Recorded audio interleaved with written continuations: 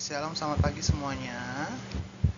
Ya, kembali lagi kita hari ini akan melaksanakan chapel kita ya, di tanggal 5 Agustus 2021 ya, bersama-sama walaupun tetap online, tapi bahwa percaya sukacita dan istiadat Tuhan tetap ada dalam kehidupan kita ya. Oke. Kalau begitu tidak lama-lama ya, sebelum kita mulai ya, sebelum kita mulai chapel kita, mari kita angkat satu pujian yang berjudul Bapakku Datang Padamu.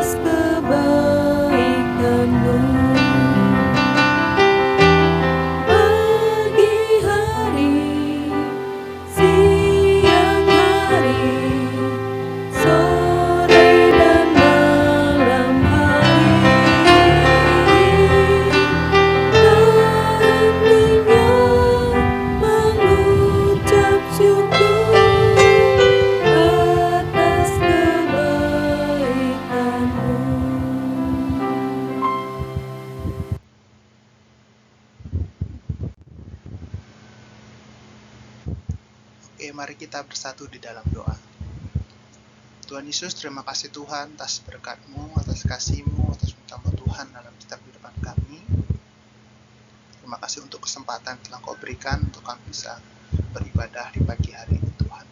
Tolong Kau pimpin, Kau sertai, serta kami akan merenungkan sebagai dari firman-Mu. Tolong Kau pimpin, Kau berkati Tuhan hamba-Mu ini supaya bisa menyampaikan apa yang sesuai dengan kehendak-Mu. Pimpin hamba-Mu yang bodoh ini Tuhan untuk bisa menyampaikan apa yang hendak Kau sampaikan pada setiap anak-anak yang ada Tuhan. Terima kasih Tuhan, kami sudah berdoa dan mengucap syukur. Haleluya, amin. Oke, ya.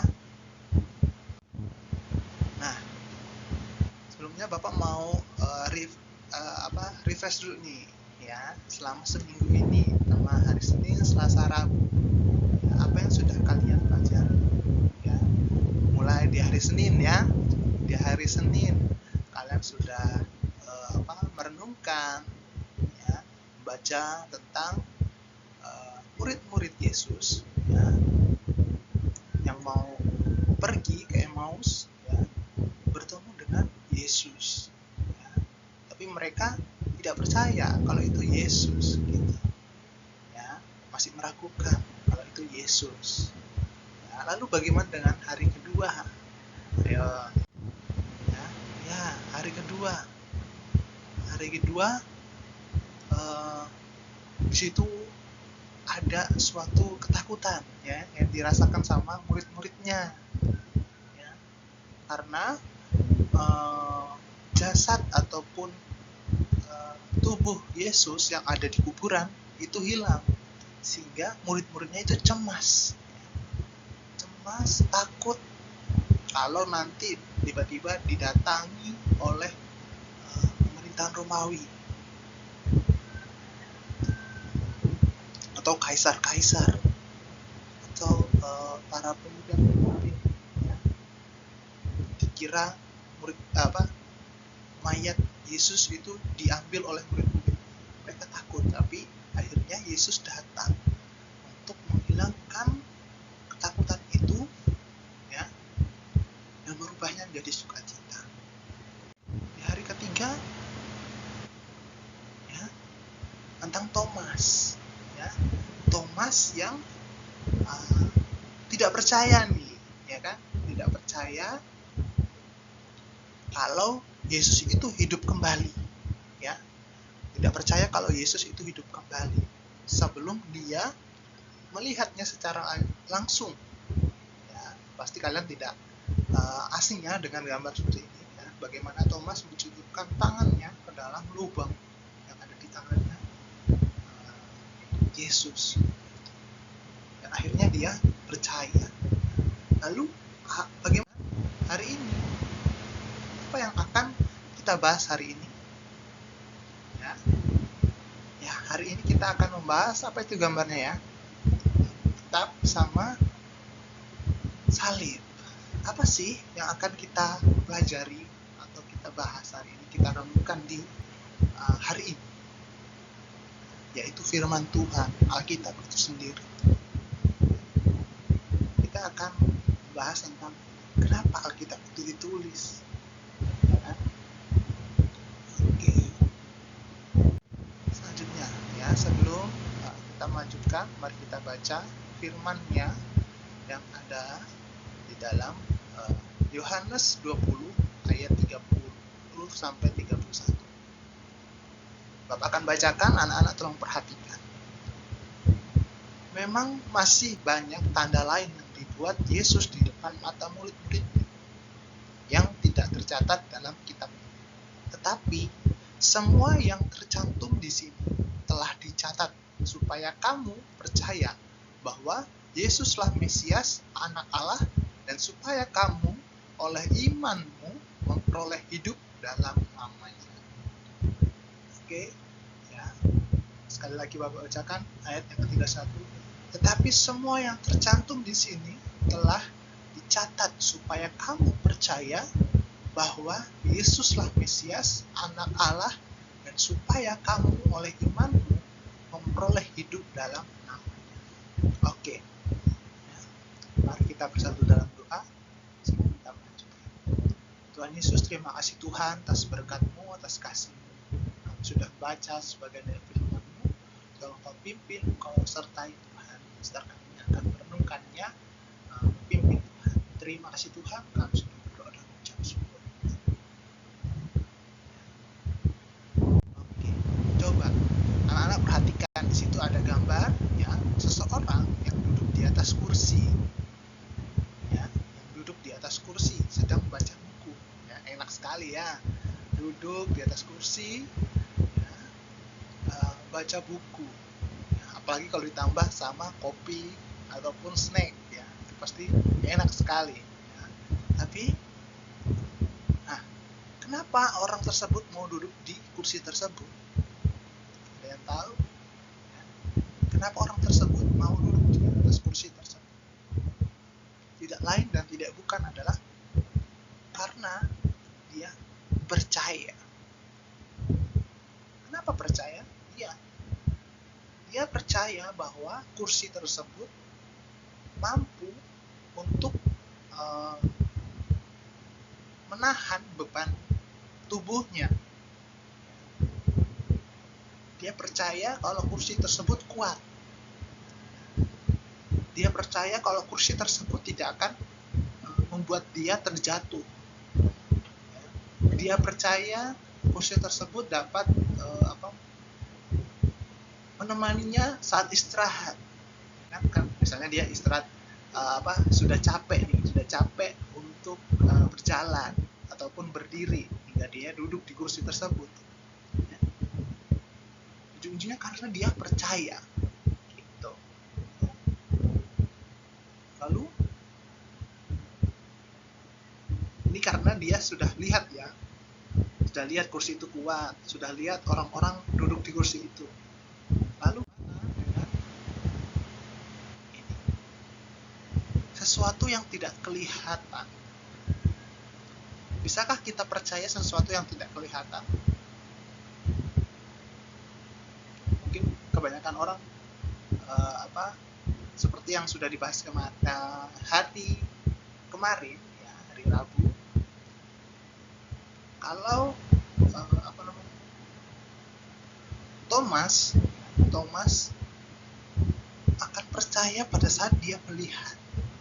Ya. Nah, ini sesuatu yang tidak kelihatan.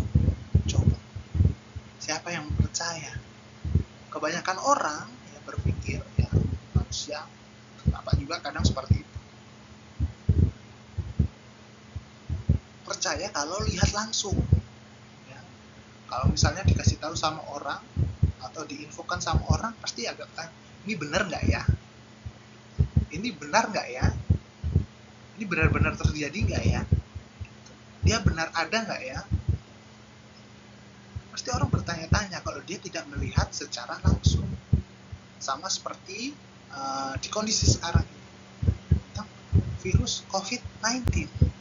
Ya, sekarang lagi booming nih, ya. Bukan Bapak menakut-nakuti, ya. Tapi ada beberapa orang yang tidak percaya, ya, tidak percaya dengan COVID, dengan virus ini. Ya. Sehingga banyak yang beranggapan, ya sudah, cuman itu saja, itu nggak benar, itu hanya hoax. Dia berjalan kemana-mana, sudah kena baru percaya, ternyata ada. Bapak bukan maksud untuk menakut-nakuti, bukan. Tapi lebih baik kalian berjaga-jaga, protokol tetap ada. Oke, tapi bukan itu mau kita bahas. Kita kembali lagi, ya. Bagaimana kita melihat atau percaya sesuatu yang tidak bisa terlihat? Mungkin, ya, itu yang saat ini terjadi adalah COVID. Kan itu kecil kan, dia nggak percaya. Lalu bagaimana dengan Yesus? Kita sekarang nggak bisa melihat langsung, ya kan? Kita nggak bisa lihat langsung Yesus itu seperti apa yang Yesus lakukan, ya, seperti orang-orang dahulu, murid-muridnya. Kita nggak bisa lihat perbuatan Yesus secara langsung. Tapi bagaimana kita dapat percaya?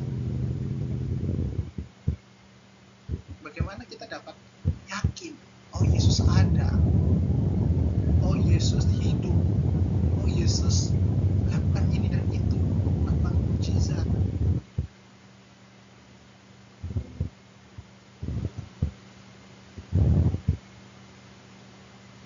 Caranya adalah bagaimana? Itu dengan membaca Alkitab, Injil itu. Kita lihat tadi, kita sudah baca ya, dalam Yohanes 20 ayat 31. Bacakan lagi. Tetapi semua yang tercantum di sini telah dicatat supaya kamu percaya bahwa Yesuslah Mesias, Anak Allah, dan supaya kamu oleh imanmu memperoleh hidup dalam namanya. Tujuan Injil. Maka dari itu Allah memberikan Injil itu. mengutus para penulis. Yohanes murid-muridnya ya, menulis kitab tersebut, Alkitab itu, nabi-nabi. Supaya apa? Supaya kita percaya sebagai bukti dituliskan di dalam kitab. Supaya kamu oleh imanmu memperoleh hidup dalam namanya.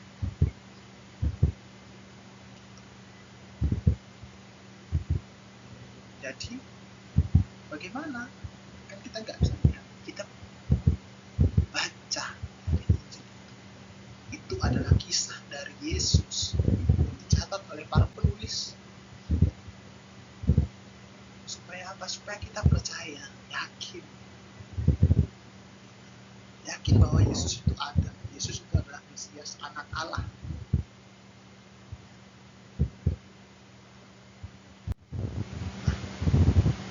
Sama seperti yang Paulus tuliskan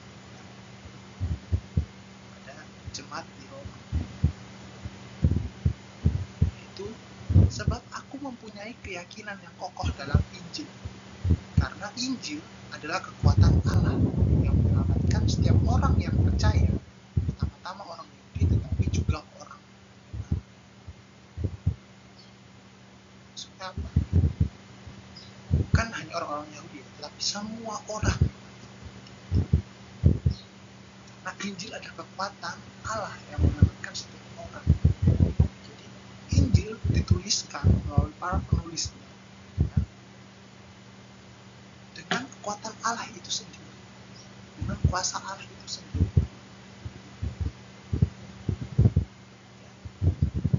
Untuk apa? Untuk menyelamatkan kita dari dosa-dosa kita, untuk meyakinkan kita dari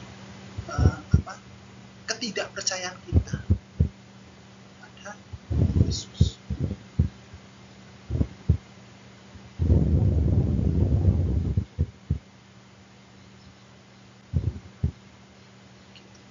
Mungkin banyak yang bertanya, itu hanya tulisan. Tidak ya. Para penulis kitab, para penulis Injil ada itu diurapi oleh Allah. Allah berkuasa di dalam hidup mereka, sehingga apa yang dia tuliskan itu berdasarkan kehendak Allah sendiri. Dalam Ibrani juga, sebab firman Allah hidup dan kuat dan lebih tajam daripada pedang bermata dua manapun. Ia menusuk amat dalam sampai memisahkan jiwa dan roh, sendi-sendi sumsum. Ia sanggup membedakan pertimbangan dan pikiran hati.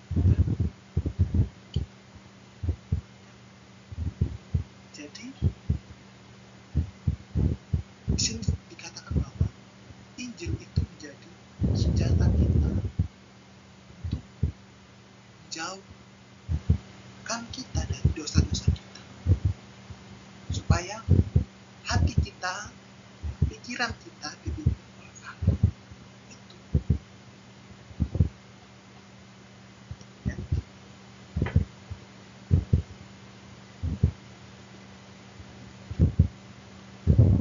Lalu apakah hanya Injil saja? Oh tidak, tidak hanya dengan Injil. Allah juga memberikan kita penolong pada saat Yesus sudah naik ke surga, memberikan Roh Kudus untuk hidup bersama-sama dengan kita di hati kita masing-masing, untuk mengingatkan kita, oh kamu suka salah, oh kamu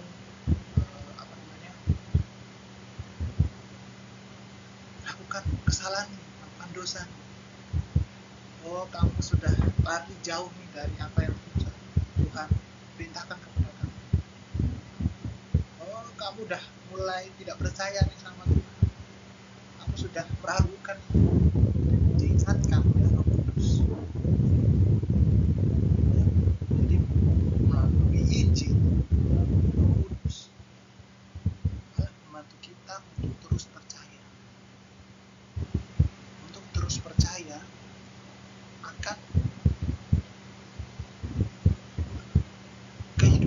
Yesus akan pengajaran Kristus. Janganlah kita jadi seperti orang-orang di luar sana. Memang sih terkadang kita butuh sesuatu yang kita lihat untuk kita percaya. Tapi untuk Yesus, kita nggak mungkin kita kembali lagi ke waktu Tuhan Yesus ada. Jalan satu-satunya kita untuk percaya gimana? Baca Alkitab, minta pertolongan Tuhan supaya Roh Kudus pimpin hidup anak-anak untuk terus bertumbuh di dalam Kristus. Sekarang ada pertanyaan, sekalian anak-anak refleksikan. Sudahkah kamu percaya kepada Yesus? Ini bukan percaya yang aku percaya kok, udah ya, ragu lagi. Tidak, benar-benar percaya. Sudah belum? Sudah percaya belum dengan semua yang Yesus lakukan? Sudah percaya belum dengan apa yang Yesus rancangkan dalam hidupmu? Sudah percaya belum dengan semua karya yang Allah tetapkan dalam hidupmu? Sudah belum? Dalam pendidikanmu mungkin, dalam kehidupanmu di keluarga, di lingkungan, masa depan, sudah percaya belum? Sudah percaya belum kalau Yesus sanggup memelihara kamu? Ingat, kehidupan kita yang mempertanggungjawabkan diri kita sendiri, bukan orang lain, bukan orang tua kita. Nanti kalau misalnya aku dihakimi, nanti bisa kok papa mama tarik. Enggak. Kalau kamu dihakimi, ya kamu sendiri.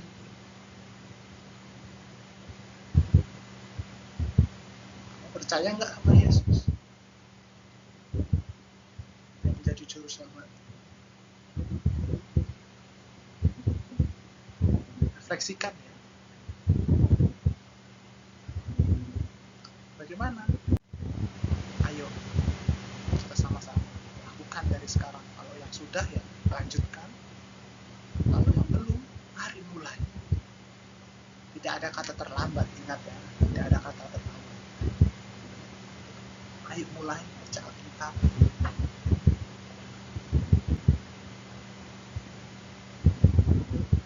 Bukan hanya baca Alkitab, renungkan dan minta pertolongan Tuhan untuk ada terus di dalam kehidupan anak sekalian, dengan Bapak kalian, kan keluarga kalian semua. Oke, sekian pertemuan kita hari ini. Mari kita bersatu dalam doa. Tuhan Yesus, terima kasih Tuhan untuk setiap kasih dan penyertaan dalam hari ini kami. Kau telah pimpin, Kau telah sertai. Kami percaya Tuhan, Kau selalu ada dalam setiap kehidupan kami. Kau selalu ada dalam setiap hari-hari kami. Sertai kami, untuk kami terus percaya terhadap Tuhan, terlebih untuk mencintai firman yang ada dalam hidup kita. Engkau yang berkehendak, Engkau yang berdaulat dalam setiap kehidupan kami. Ampuni kami kalau kami senantiasa cenderung untuk mengecek. Kami percaya Engkau selalu melindungi kami. Engkau selalu mengingatkan kami untuk kami kembali lagi kepada-Mu. Terima kasih Tuhan, kami sudah berdoa dan mengucap syukur. Oke, cukup sekian. Tetap semangat, jangan lupa mengisi refleksi batas jam 9. Oke, tetap semangat, Tuhan Yesus memberkati. Shalom.